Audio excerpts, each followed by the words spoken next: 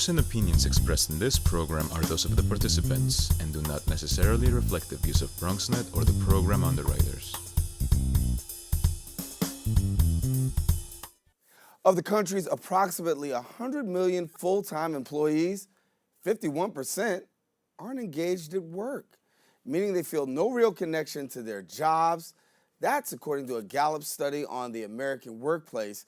Coming up on this edition of Perspectives, we explore workplace happiness and what you can do to improve your satisfaction level at work. That, plus more, next on Perspectives with yours truly, Darren Hyman. What's on your mind? Let 'em know. Express what's on your mind. What's on your mind? Let 'em know. Anything relevant to life, you bring it to the table. Whether you make a move solo or a movement with a stable. No fables, you speak on your decisions. Cause in the long run, it's your voice, your views, your vision. Keeping it real with many messages for you to know. This ain't radio, but DJ runs the show. Entertainment, he rocks it. Politics, he locks it. The host with the most would handle any topic. Don't forget to share your perspective with shines of light. Cause it might make a difference in someone else's life. Make a difference. What's your perspective? Express what's in your heart and your mind. Share your perspective. What's your perspective? Hello, everyone, and welcome to another edition of Perspectives. I am Darren Hyman. Of course, we are glad to have you sharing with us. As always, you can check us out every week here on Perspectives. That's Bronxnet Channel 67. And then also check us out on social media. You can hit us up on Facebook, Twitter, Instagram, my professional page, Darren C. Hyman, and you can talk about what you want to see, share your perspective, and get some inspiration as well.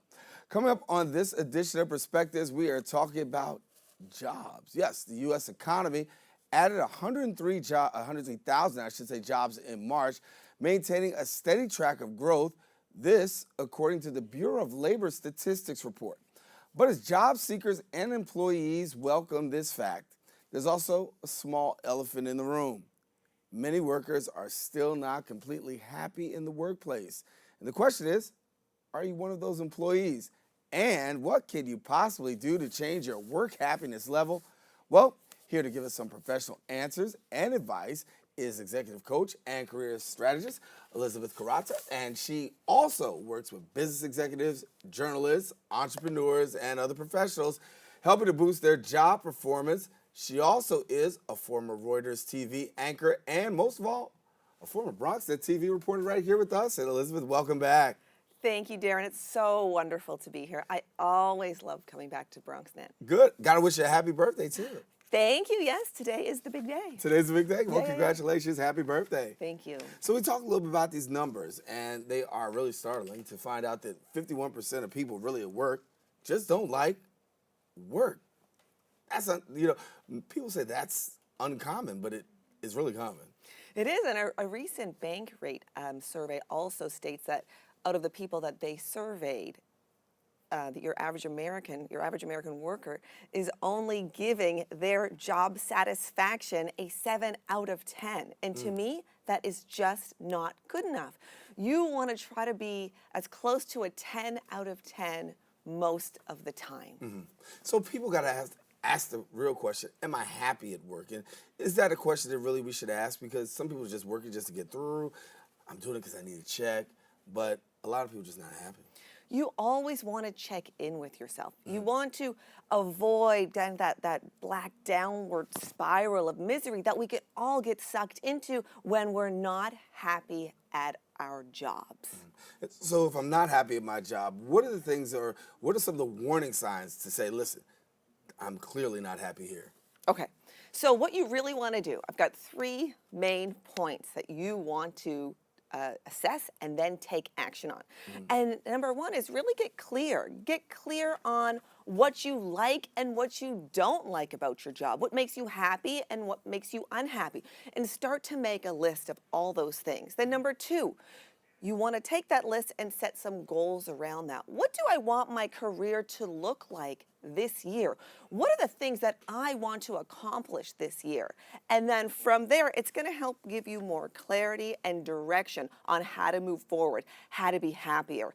And step 3, what are you going to do with that information? How are you going to make the change? Perhaps it's speaking to a manager or a boss about how to make these changes. I want to do more of this, but not this. But also make it easy for your boss. If you're asking for change that's going to benefit you, come with the solution to make it easy for your boss to say yes to you. Is that a problem? Because a lot of times, I deal with this in my day-to-day, that everybody wants to come with a problem. Nobody really wants to present a solution. Yes. It's easy to tell somebody what the problem is. Yes, and I see this in my business all the time when I'm working with people, when I'm coaching people. You know, when you're asking for something, you want to come with a solution. Like I just said, like you want to make it easy for whomever you're speaking to, whomever you're asking to say yes. And maybe what's in it for them? What benefit is in it for them? So try to also kind of weave in a benefit that person might also be reaping. Yeah, reaping the benefit. So there are a lot of people out there that qualify themselves as disgruntled employees. How would you define a disgruntled employee? You know, somebody that is angry, somebody that is bitter, somebody that feels potentially resentful about their job, about their work scenario, about their situation. So if you are that person, you really want to tap into that and find out what is going on. Where is the anger coming from? Is it actually coming from the people at work? Or is it coming from home? Am I really unhappy at my home situation? Because it's very hard to achieve a 9 or a 10 out of 10 on work satisfaction scale if you're unhappy at home. Maybe there's been a death, maybe there's an illness, maybe you're going through a divorce.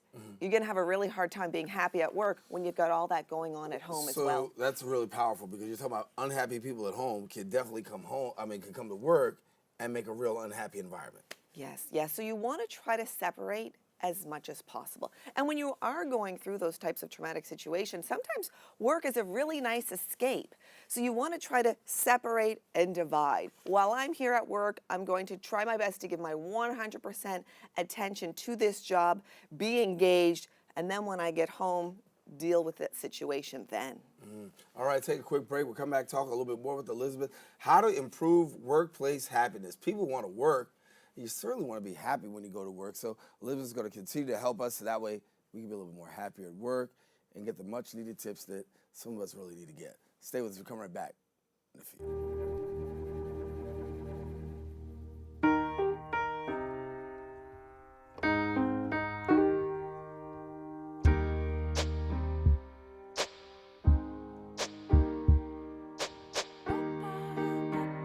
And I can't change, even if I tried, even if I wanted to.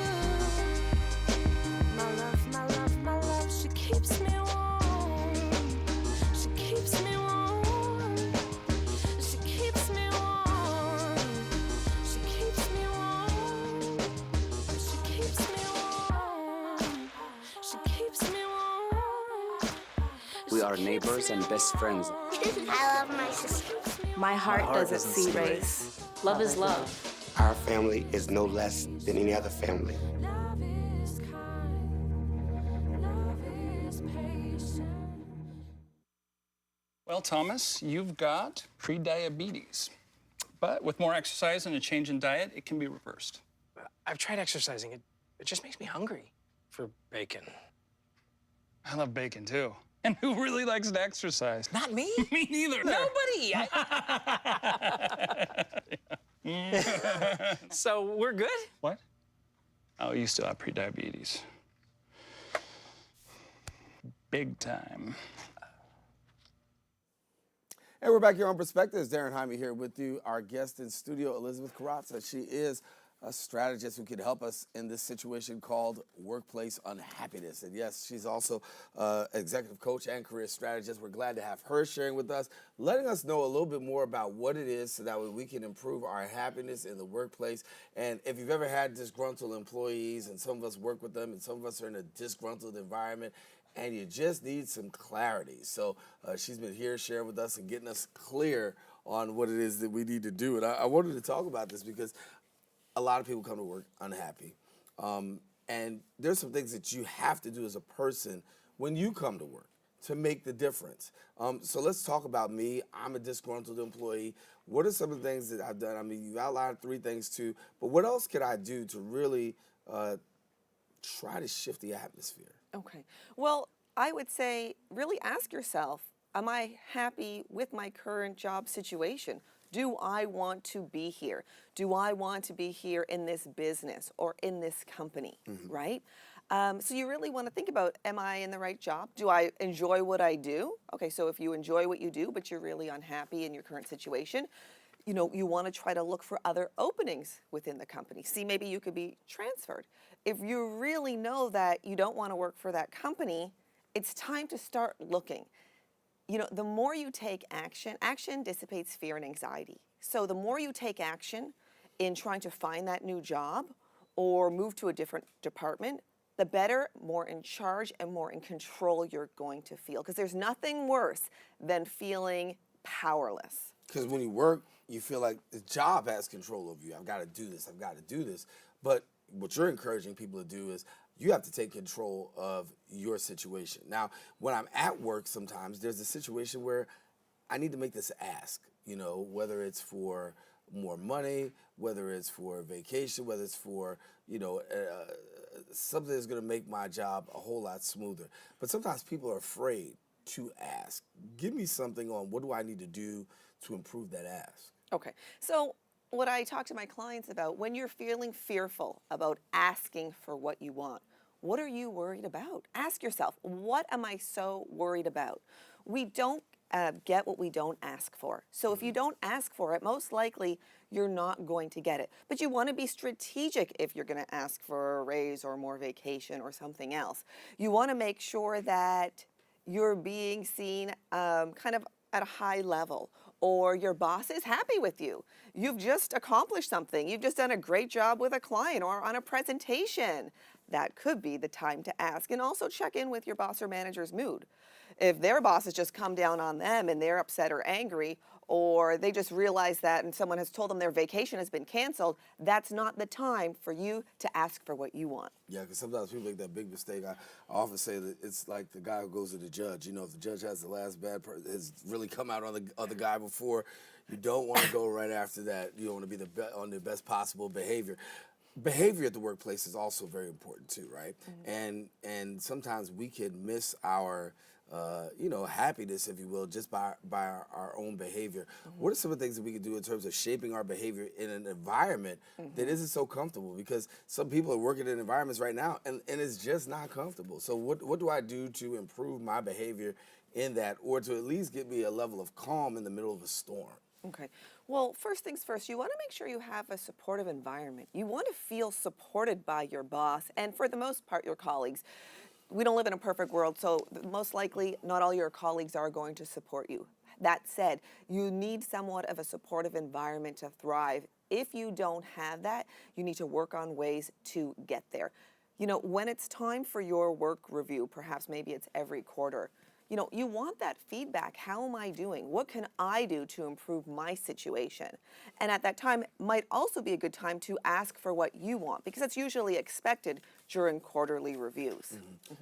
The big question, the raise. Everybody wants one. Everybody needs one. But when is the right time? When is not the right time? How should I shape that? Because a lot of people are not happy simply because we haven't seen a raise in a while. Well, you want to do your research first. What are your counterparts? What are your colleagues making at your firm, at your business, and elsewhere in the industry? So you want to make sure you have all the facts first. Then you want to make sure you collect kind of accolades. Maybe you've gotten an email from a client that has said, oh, Darren, you've done this great job. So start to collect that positive feedback that you might have. Then you want to schedule the conversation with your manager. You could potentially wait till your review, or let them know that you want some feedback from them. You're looking to improve. You're really enjoying the position. I just want some feedback. And during that feedback, should the conversation be going well, your boss is in that good mood, he or she is happy with your performance, at that point is the time to ask. And during that conversation, you want to weave in and out the accolades that you've maybe gotten from clients or customers and some other great feedback. So you're weaving in and out and reminding your boss all the great things you've done this past year, because don't assume your boss or manager is going to remember everything you've done. Right. You are not their priority. You're just not. You're just an employee. There's other people. Other people are reporting into them. Right. Your boss has got their own pressures. It comes a time in everybody's career where you just have to move on. And that becomes the hardest step, especially when you've been a place for a minute and you've gotten and grown comfortable. What advice do you give for people about when they should know it's time to move on? If you're really, really unhappy, and it's not just because you're dealing with a tough situation at home, if you're feeling drained, you've got low energy, you're uninspired, you don't necessarily feel like you have the right support system at work, you generally feel like you might be going down that spiral of misery that we've all been down. So you want to stop. You want to take action. You want to feel like you're in charge and in control. And by doing that, you take action. So you set a plan for yourself. You write it down. What am I going to do first? First, I'm going to figure out what is it I want to do. Do I want to continue in this type of position, or do I want to venture out elsewhere? Then, how am I going to make this happen? I'm going to start talking to people, start networking, going to networking events. Let people know that you're looking, and be crystal clear with what you're looking for. The easier you make it for your audience to understand what you're asking for, the easier it is for them to say yes to you. Make it easy for people to say yes to you. And that's very important. Sometimes just being very direct about what you want. What are some of the common mistakes that people make? Mistakes, I mean, it's probably sitting in a job where you feel miserable and that it affects your entire life. It affects your home life. You're feeling low energy. You're angry. You're snapping at family members. People are like, oh, people are walking on eggshells. You never want to make people feel that way. And often that happens when we don't take action and we feel powerless. And then we get angry. So you really want to avoid that. And you can just take small steps to start to figure out what I want to do. And then small steps on taking action, starting to talk to people. Who can help me? Who can help me find a new job? Which friends always support me? Colleagues, mentors, people in your industry. Take action. Take action. All right, listen, we got to take a break. We'll come back with more with Elizabeth as we are talking about workplace happiness, how to improve it, how to get the most and maximize your workplace experience. Stay with us. We'll come right back with more on Perspectives right after this.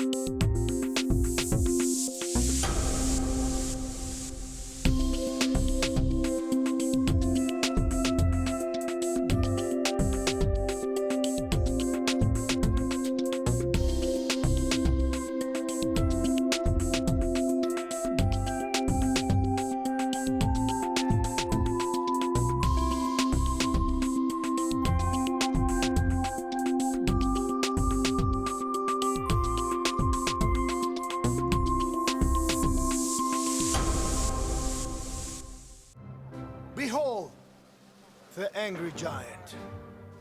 Behold, the angry giant.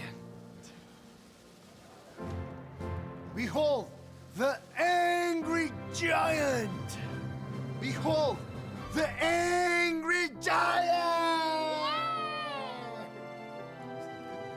It only takes a moment to make a moment.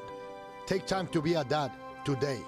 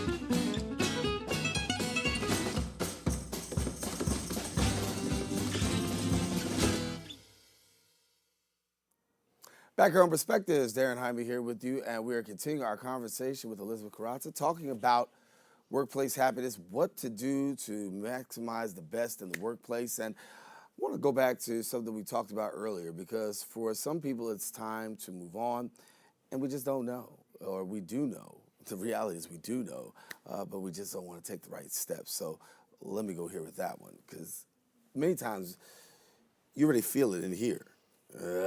It's coming to an end, but we've got some factors on the inside that prevent us from doing that. So walk us through a little bit more. Okay, so you want to look for warning signs when you're about to be, laid off. Okay, and when I work with my clients, I see the pattern over and over. The warning signs are there. You're getting negative and bad feedback repeatedly throughout the year from your boss or your manager. You don't seem to be making improvements. You start to potentially be getting the cold shoulder from management. They're pulling things away from you, projects. All of a sudden, you used to know what was going on, and now you feel like you're an outsider, okay?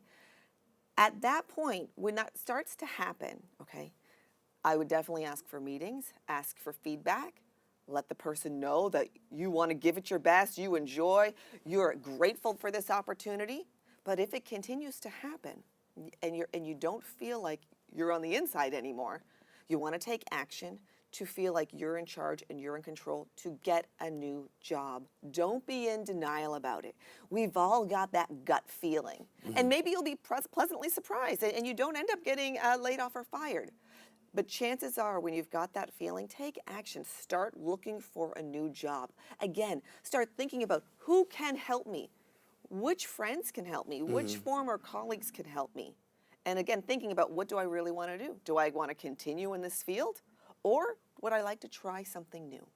And you've often talked about, getting to the place of being unhappy and when once you're fired, laid off, because people use the nice word laid off, right? But it's fired, man. And fired feels bad. Oh, it feels bad. We've all been there. It feels bad. It feels bad. And it's easier to get a job when you have a job. That's just the reality of the situation.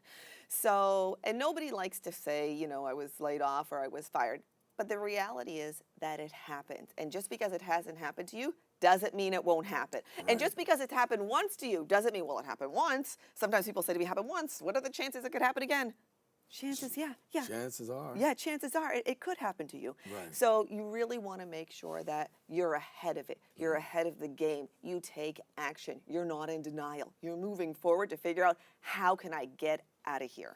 And once a person is fired, laid off, we know the emotional, and there's a huge emotional side to that, because there's depression, anxiety, fear. These things, these things kick in. Yes, because our value is tied up with what we do for a living and the income, the money that we make. That is the way society is structured. So if this does happen and you do get laid off, and there were no warning signs, or whether there were, remember, this happens to almost everyone. You are not alone. And it doesn't mean that you're not good at what you do just because you got let go. You want to talk to other people that have been in the same boat as you. And you want to reach out to those people, because those people are very likely to help you, because they remember how bad it felt. Because sometimes you're singled out.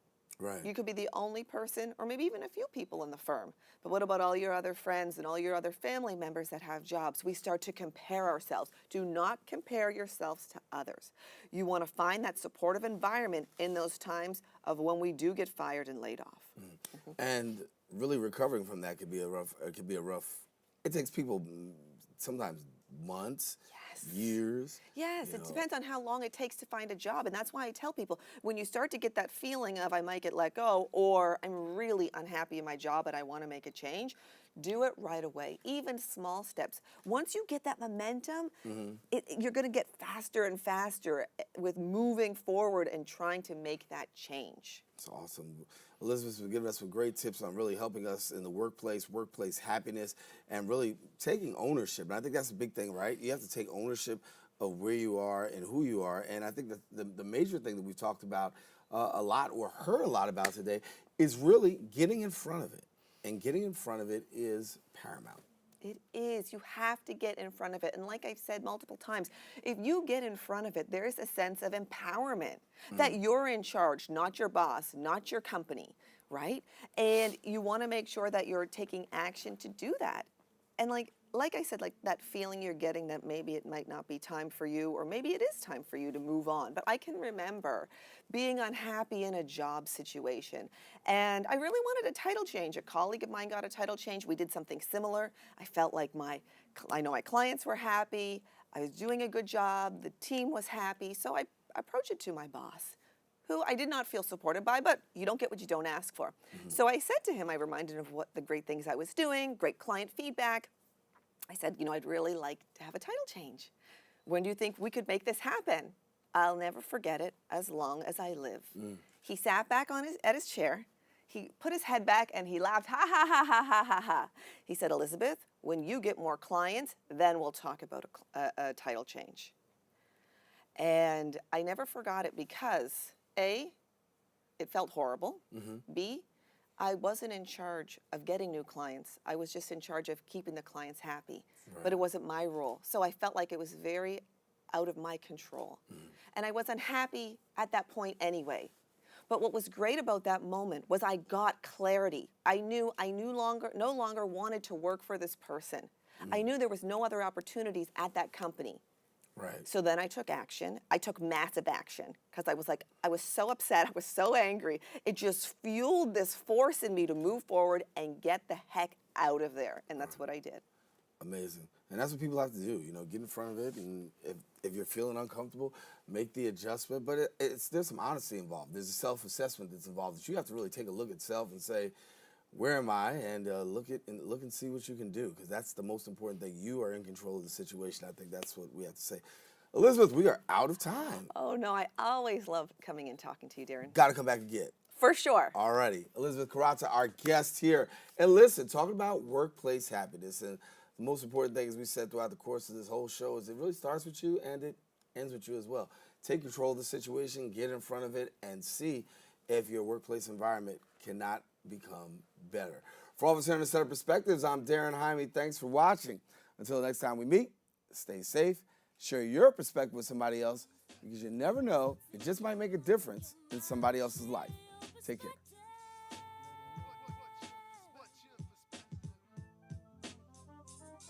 Let 'em know.